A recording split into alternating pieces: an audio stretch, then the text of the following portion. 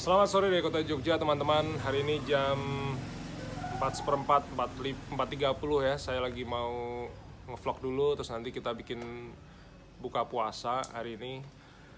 Tapi sebelumnya, 2-3 hari lalu saya habis hunting keliling villa saya The Cendela. Itu saya hunting full 100% menggunakan smartphone. Jadi beberapa footage-nya sudah approve. Jadi ada footage tentang temanya sih daun-daunan dan bunga. Jadi ini saya ambil ada yang atapnya kelihatan sedikit, terus kemudian gerakan daun-daun kecil-kecil, kemudian ada juga pohon cemara. Ini bagus sekali footage-footage di area ini. Dan sudah approve. Saat ini saya menggunakan iPhone X atau iPhone X dengan kapasitas yang paling kecil, jadi cuma 64 GB. Teman-teman sih rasanya sekarang sudah bisa dapetin smartphone iPhone X ini dengan harga di bawah 5 juta. Jadi mudah-mudahan teman-teman juga terinspirasi untuk bisa berkarya dengan menggunakan smartphone karena fleksibilitasnya sangat tinggi. Nah, kita kembali lagi ke inti video kali ini. Hari ini saya dapat pertanyaan dari, namanya adalah Gundulku Channel. Jadi terima kasih sekali Mas sudah kasih satu pertanyaan yang menurut saya menarik. Nanti saya akan tunjukin sekalian contoh-contohnya. Jadi intinya adalah ini tentang additional info. Additional info itu harus diisi apa? Jadi ada editorial, ada illustration, ada major content. Sebenarnya ada satu lagi namanya komersial. Cuman kalau komersial teman-teman nggak perlu harus centang apapun, namanya adalah komersial. Itu otomatis jadi komersial. Jadi karena pertanyaan Gundulku Channel ini, habis ini saya akan sharing kepada teman-teman semua. Ini additional info diisi apa? Stay tune guys.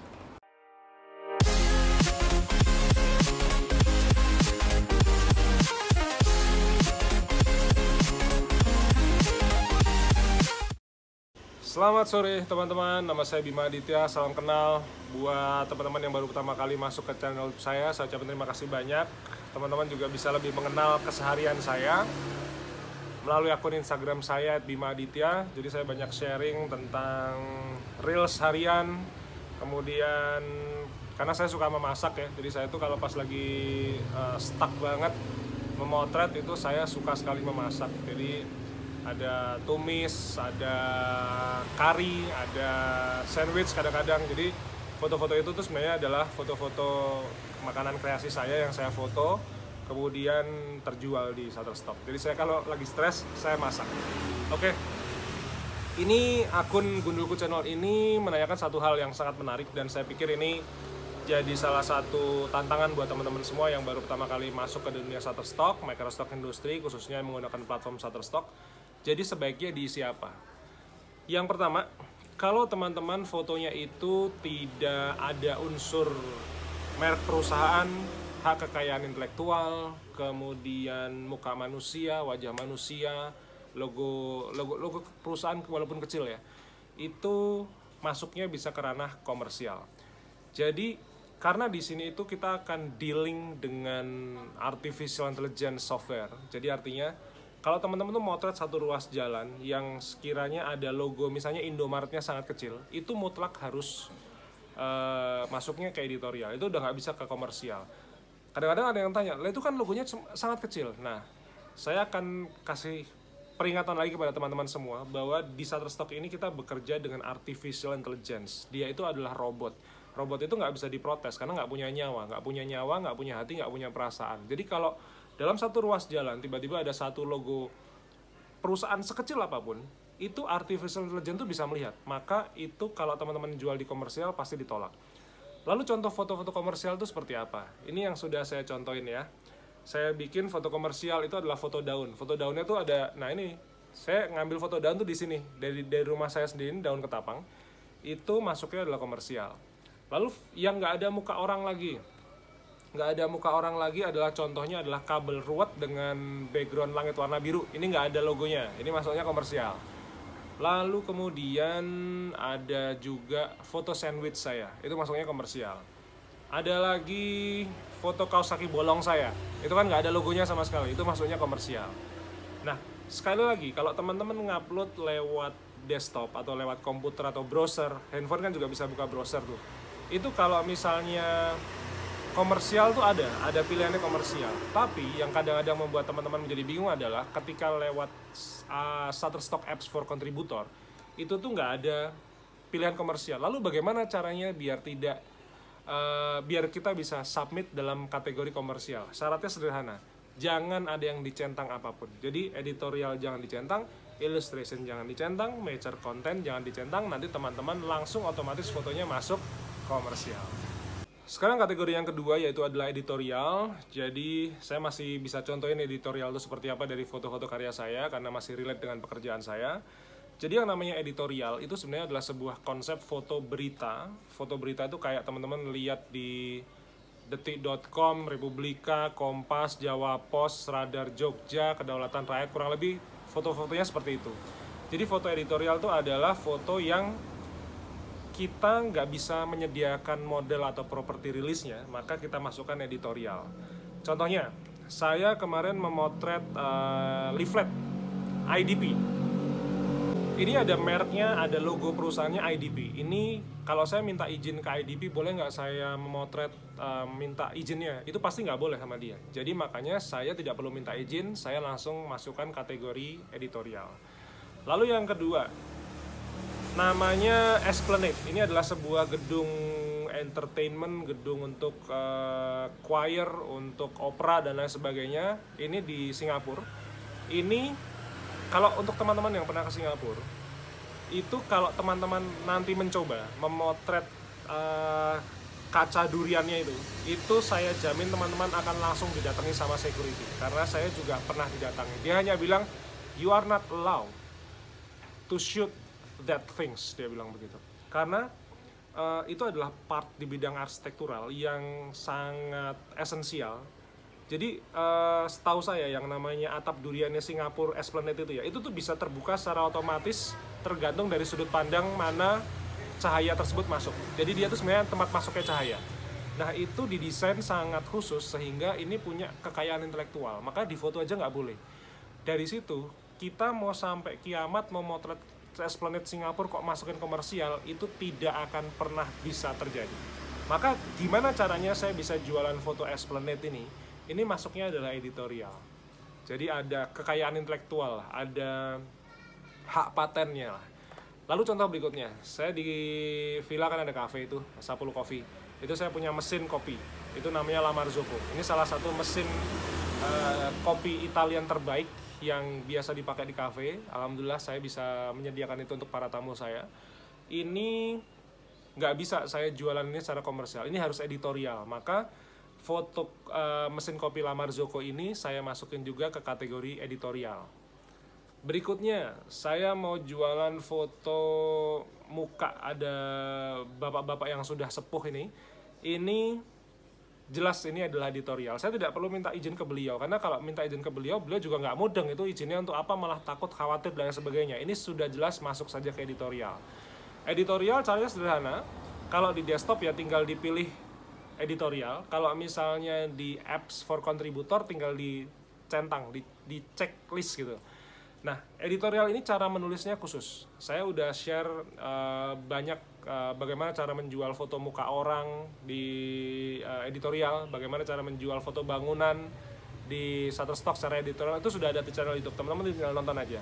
Tapi yang jelas cara penulisan editorial itu harus ada 5W 1H. Jadi how, what, where, when, what, kurang lebih seperti itu jadi harus jelas.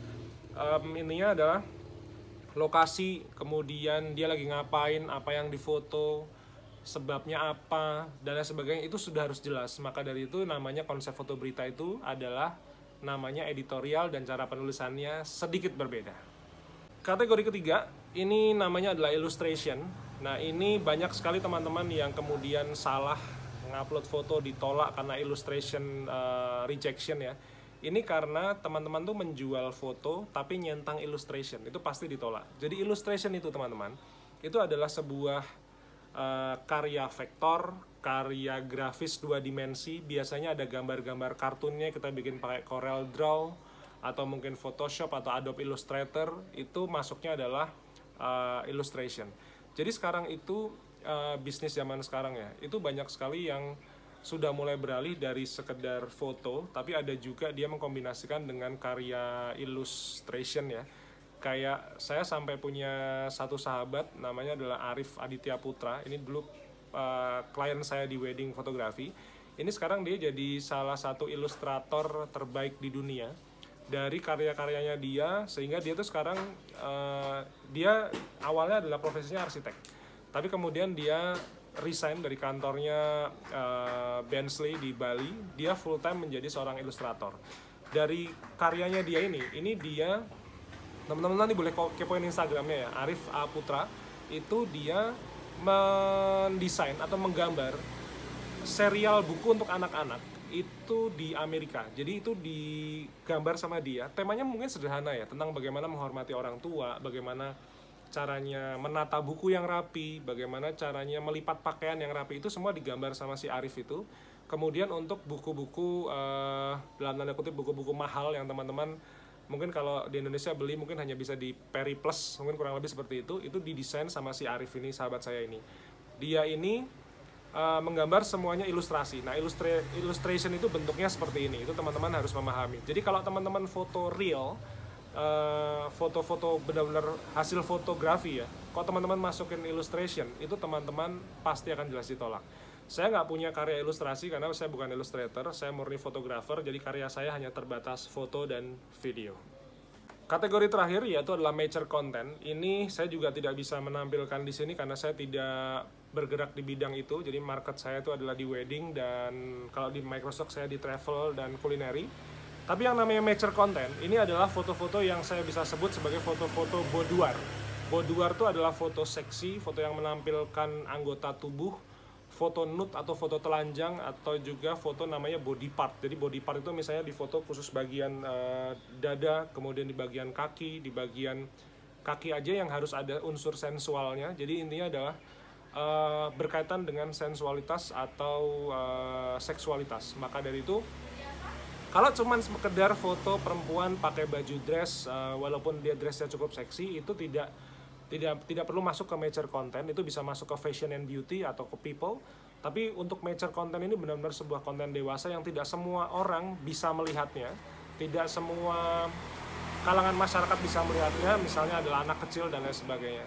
Saya kebetulan pernah belajar dengan salah satu fotografer yang memotret mature content dengan sangat bagus. Jadi saya ini pernah sekolah di Darwis Triadi School of Photography. Pak Darwis ini salah satu fotografer yang sangat pandai untuk memotret mature content. Jadi waktu kami dulu sekolah itu dilihatin semua karya-karya fotonya.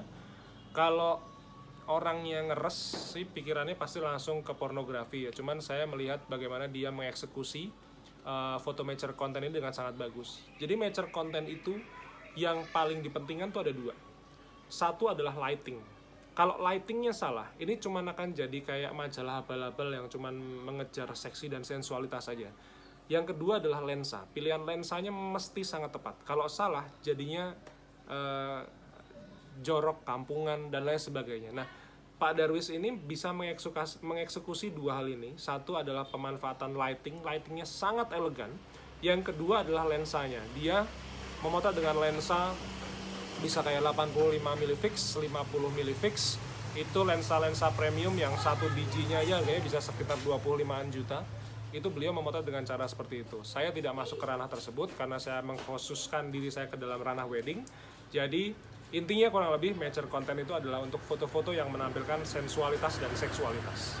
Kalau sudah, teman-teman saya berharap sudah mulai bisa memahami ini additional info diisi apa, karena saya bisa paham kok. Ini Gundulku channel ini, Mas ini nih pasti bingung sekali, karena saya juga dulu awalnya juga bingung. Cuman ternyata jawabannya sederhana. Kalau saya mau motret misalnya bunga gitu ya, itu masuknya apa? Oh, itu nggak usah dicentang apa-apa, nanti otomatis jadi komersial. Kurang lebih tekniknya begitu. Jadi mudah-mudahan teman-teman bisa mulai paham. Dari situ, sekali lagi saya terima kasih teman-teman sudah menanyakan hal yang sangat positif. Teman-teman, apalagi yang barusan datang, langsung subscribe, langsung nyalain lonceng, karena sih saya berusaha untuk bisa upload video-video seperti ini setiap hari, sehingga teman-teman bisa lebih mudah belajarnya. Saya tuh udah 2 tahun ngevlog ya. Subscriber sudah menjelang ke 30.000 subscriber. Itu saya selalu nge-share video itu jam 5 pagi. Jadi dari tahun 2021 saya mulai itu selalu jam 5 pagi tayangin. Maka dari itu saya bisa sharing lagi pada teman-teman besok pagi jam 5. Kadang kalau saya pas lagi nggak sempat sama sekali, itu biasanya saya lagi ada pemotretan atau saya lagi hunting ke tempat yang memang tidak kondusif ya untuk saya bikin konten. Makanya saya sekarang kemana-mana selalu bawa iPhone X saya ini untuk bisa lebih fleksibel untuk bisa bikin konten kepada teman-teman semua. Jadi terima kasih sekali lagi. Kemudian seperti biasa teman-teman bisa baca ebook saya untuk yang lebih detailnya. Di bawah itu ada link ebook saya, teman-teman bisa membaca. Dan saat ini bagusnya adalah saya sudah bekerja sama dengan Sosiabus, di mana teman-teman bisa membayar dengan mata uang Indonesia langsung. Jadi bisa dengan GoPay, OVO, Dana, transfer bank semuanya bisa, PayPal juga bisa. Tapi kalau buat PayPal kan kadang dulu kan saya suka pakai software lain ya, platform lain. Nah ini dengan Sosiabus ini teman-teman bisa langsung membeli dalam satuan Indonesian rupiah. Jadi mudah-mudahan video kali ini bermanfaat. Mas Gundulku Channel terima kasih sekali lagi. Teman-teman yang mau menanyakan tentang hal-hal yang serupa, silahkan tinggalkan pertanyaan di kolom komentar YouTube ini. Dan saya akan pilih pertanyaan mana yang paling menarik dan kemudian saya akan bahas di vlog. So stay tune, kita ketemu di video berikutnya besok pagi jam 5.